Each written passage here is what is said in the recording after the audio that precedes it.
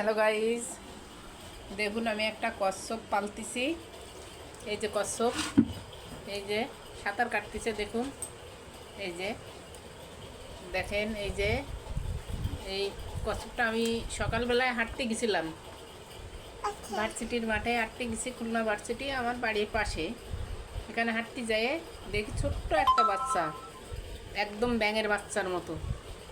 তা আমি মনে করলাম কী রে, হাঁটিয়ে যাই কি, তারপরে দেখি ছোট্ট একটা কচ্ছপের বাচ্চা, তাই নিয়ে আসছি। তাই এইটুকু বড় হয়েছে, দেখুন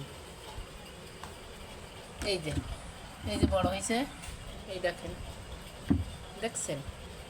এই এই যে, আর এই যে আমার ছেলেটা, এই এ সারাক্ষণ ওই কচ্ছপ আর কচ্ছপ। কচ্ছপ কই কই দেখাও দেখাও। ওই যে ও, তুমি ওতে হাত দিয়ে না, হাত দিলে কখন কামড়াবে, ঠিক আছে? আর হাত দেবে বলো না। বলো, ঠিক আছে। এই কচ্ছপটা বড় হলে সবাইকে খেতে দেবো, সবাই নিমন্ত্রণ থাকলো, চলে আসবেন।